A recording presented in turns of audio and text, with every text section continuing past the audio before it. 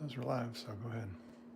Think it's working? Yep. Okay. Hey everybody, thanks for joining me today. I'm Marley with the site Namely Marley, and today we are going to tantalize your taste buds with some tasty, vegan, delicious taquitos. And if you're not familiar with taquitos I really think of them as like small tacos. I think that's why they call them that, taquitos. But they're rolled up, and then we bake them. You can fry them, but then you serve them with dipping sauce. What I love about them is that they're freezer friendly. In fact, they come from my cookbook, the Everything Vegan Meal Prep Cookbook.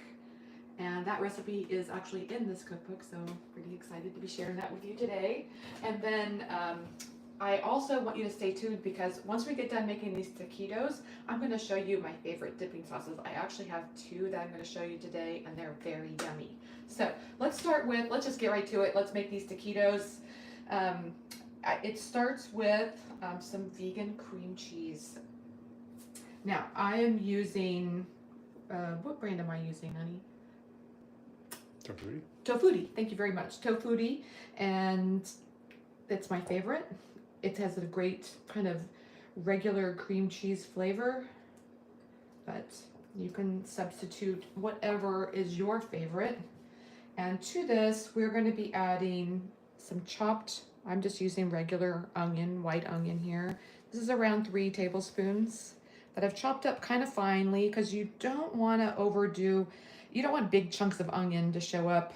Some people might even say you don't want any onion to show up. So if you don't like onion, you can leave it out. I'm also adding some green salsa. This is also, it's around a 1/3 cup of green salsa. I'm gonna pour that in there. And I got a couple of tablespoons of lime juice. And what I have here are 2 teaspoons of taco seasoning. I'm using Mrs. Dash because it's nice low sodium. The other ingredients we have in this dish have plenty of sodium in them, so I think we'll take the low sodium where we can get it. So we're just going to give this a nice little stir. Now, if your cream cheese is fresh out of the fridge, you might want to pop it in the microwave for just a couple of seconds, because the thing about vegan cream cheese is it goes liquid pretty fast. So you don't want to microwave it too long, just a couple of seconds to soften it up. But the other alternative is just leave it outside, out on the counter for 20 minutes or so, and it should soften up quite a bit. Now, you might think this looks a little bit on the runny side. I would probably agree with you, but we're going to add other ingredients, and that's going to make it work just fine. So I'm going to show you here. Let me get these things out of the way.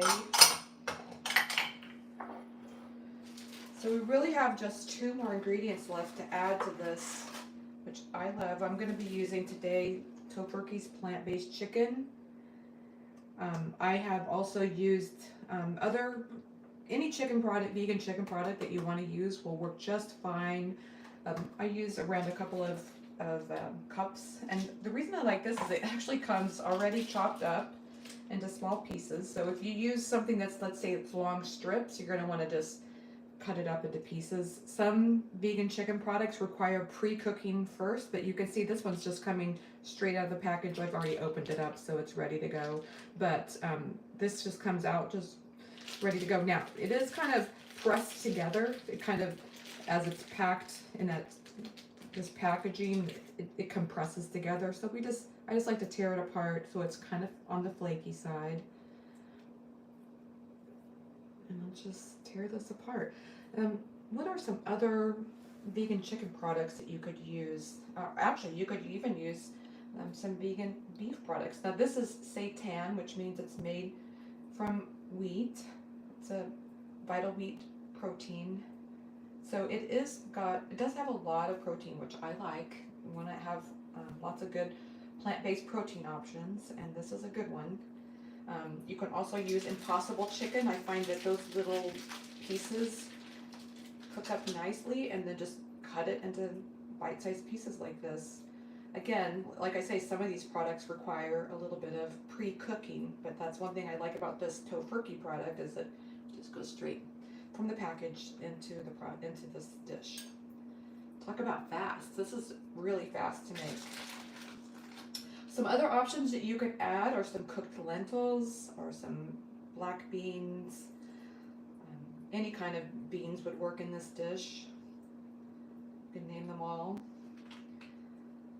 You can use tofu, cook up some tofu. I really love adding things like that, some tempeh, whatever you like as a protein option, it's going to work. This is probably the hardest part of this whole recipe, which is what I love.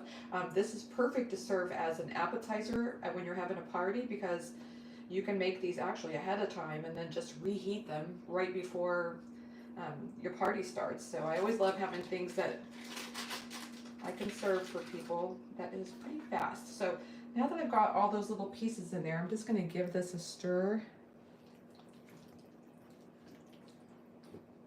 You can see that cream just going up around that chicken. It's so delicious. Now I've also got a cup of, this is vegan cheddar cheese. I'm actually using the Daya brand. I know you're not supposed to say Daya, you're supposed to say Daya. I can't stop myself. This is the oat cream Daya, and it's pretty delicious. We like it. It melts very nicely. So one thing I like about putting it actually right in the cream sauce is that it encourages the cheese to melt a little bit better. So we're just going to do it that way. Okay. Now let's talk about the tortillas, because I'm using these Mission Carb Balance tortillas. That keeps this dish pretty low carb and protein focused, which is nice, because I think each of these tortillas has about 5 grams of protein each, so that's good. These happen to just be at room temperature, so you can see they come apart pretty quickly and they're pretty pliable. If yours come out of the fridge, they're going to be firm and they might stick together. So I would suggest leaving them out at room temperature for an hour or so that you can pull them apart and make this work. So let me show you how I go about filling these. And I like to do half, just because it kind of gives me what I'll do is I'll just draw this little line down the center, and this helps me portion out how much I'm going to put in each. And this is the pan I've got ready. I've lined it with parchment paper, and what I do is I just kind of run my finger along, fold that down. That holds that parchment paper in the pan. You can also use foil, that works too. I'm just going to turn my oven on so that it's ready, 400 degrees Fahrenheit, and we're going to start filling. Now, I like to do kind of a little bit on the side, so we're just going to take a little bit of this and put it just a little bit towards the side.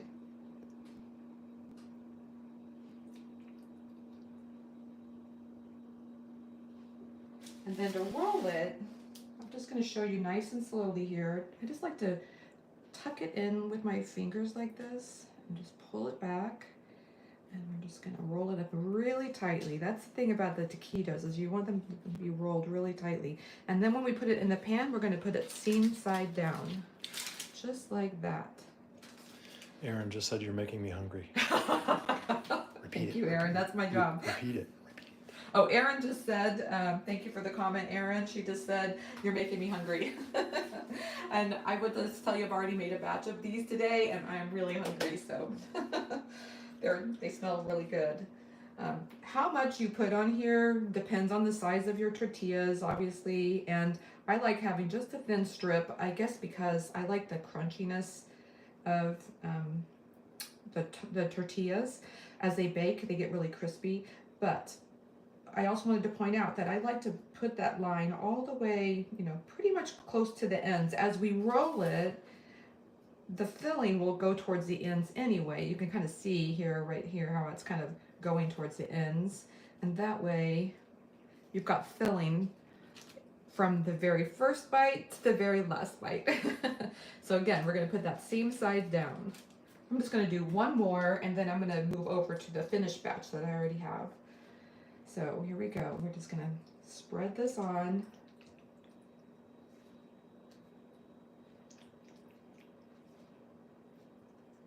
If you like a lot of filling, you can put more in. Just probably make a few less taquitos Or if you prefer having more taquitos, you can just, portion out your filling as you need to. So then we're just gonna roll it up. You can see I'm kind of pushing down as I'm rolling to get it nice and tight. And then here's the seam, and I'm gonna put it seam side down. There we go. So that's 3 of them made for you, and these will go in the oven and bake at 400 degrees Fahrenheit. But let's move over to the finished dish. I'm gonna take this over here, because I have already baked a batch of these, and I wanted to show you some of my favorite sauces. One other thing I wanted to point out about the tortillas is that you can use gluten-free tortillas, and that would make this dish entirely gluten-free. But you'd also want to make sure you're using a gluten-free protein option, because obviously wheat meat is not gluten-free. So use a plant base that's gluten-free, and also gluten-free tortillas, and you've got a delicious gluten-free dish. So one of the things that I like to do is I will mash up an avocado, and I will add some of the green salsa to this, to the mashed avocado, and then stir that up. This actually recipe is in the book, and it's delicious. It's a great way to serve taquitos. But another favorite of mine is, it harkens back to the 80s, I believe. I really love to add sour cream with salsa. So what I do instead is I do, this is basically vegan yogurt, plain vegan yogurt, not vanilla or any other flavor. And then I'll just add a tablespoon of salsa or so, and we'll stir that together.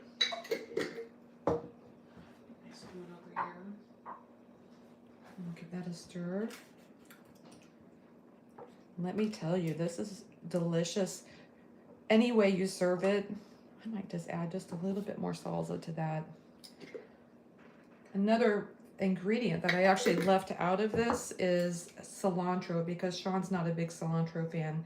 In fact, I don't think you like it very much at all, do you? He's giving me that face. So cilantro would be another addition that you could add to any of this, but I left it out because I'm such a nice person. So anyway, this is super easy. Both of these dips, just a chopped up avocado with a little bit of green salsa added to it, or just red salsa with some vegan yogurt. It's delicious. So I wanted to show you my favorite way of eating these, which is, my taste test. I don't have a knife with me, but let me just grab one that has the ingredients going down the end. I love how when these come fresh out of the oven, they're really crispy and delicious. If you wanted to air fry them and get this crust even crispier, that's a great idea. I think the air fryer is a wonderful option. Gets them done faster too. So I am going to use my favorite sauce here, and I'm going to take a nice bite.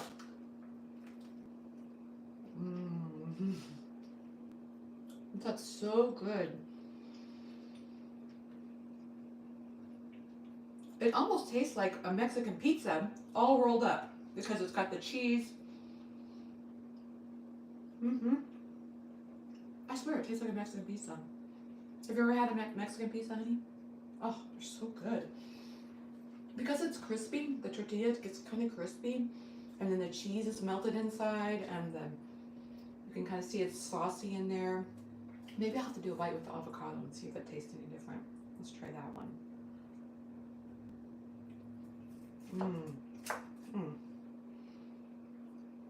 It's amazing. The dip changes the whole flavor profile. These are perfect to have for a party. I like to make them a double batch like I'm doing today, and then I can freeze them. And then, when you have those nights where you're like, what's for dinner tonight? This is perfect. Just pop these into the oven from the freezer and get them nice and crispy, and you're ready to serve. So that's it for today's taquito recipe. Thank you so much for joining me. I had a really good time. I hope you did too. And if you liked today's recipe, please give it a thumbs up and subscribe for more recipes coming your way every week.